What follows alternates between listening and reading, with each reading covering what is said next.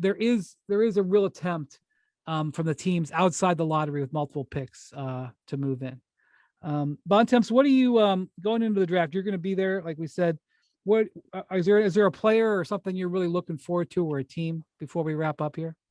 I mean, I am curious to see how these top three guys go. I mean, you mentioned how the odds have changed on Banchero. Is that going to be something that, does he end up with the number one pick? Does he go to Orlando and kind of completely, throw things out of whack? I'm trying to think. The last time there was real uncertainty about the number one pick, and I don't even know if there is necessarily this year, we have to probably go back to Anthony Bennett, right? That's the last time that was truly a what's going to happen with this pick situation. Am I right about that? I'd have to think on that, but that's not exactly encouraging. I mean, I think that draft was regarded as kind of a dud draft, and I don't think there was a heck of a lot of excitement. I think there's some significant excitement about these guys. Mm-hmm. I was more just talking about like the uncertainty about it. Like generally, you got a pretty good idea. I don't feel there's that much uncertainty, though. I feel like there's like people trying to inject uncertainty into it now when it's felt pretty cut and dry. I would agree with that. I more just meant if it continues to trend in a direction where it is uncertain in a couple of days, because generally it's like, who the first pick's going to be. So I'm curious about that. I mean, we talked about Houston earlier, having him and Jalen Green and Şengün all playing together. Ain't gonna be much defense being played if that happens. So I'll be curious to see if it comes together that way. And then just this middle of the lottery throughout all these teams, Sacramento, Detroit, Indiana, Portland, New Orleans, Washington, there's the potential for all those teams to go in a lot of different directions, whether it's trading for a vet, whether it's trying to move up and down.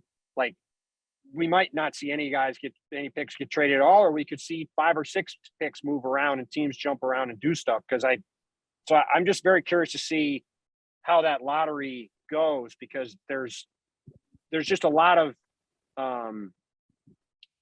teams with different priorities and needs in that group and going in a lot of different directions. And so there's at least the potential for there to be a lot of fireworks, I think, in the draft, which, is always, as neutral observers, it's always more fun when stuff's getting traded and guys are moving around and, players are changing teams and picks are being made. So, that's sort of what I'm curious about. What happens from that 4 to 10 or 12 range, and just how much chaos gets inserted into the proceedings or not. McMahon? No, I agree. The 4 to the end of the lottery to me is going to be fascinating, because not just because of the uncertainty, but I do think there could be some trades there that involve veterans moving around, and so that's really what to me is the most interesting thing about this draft. And then I'm going to be very curious to see how the top 3 guys.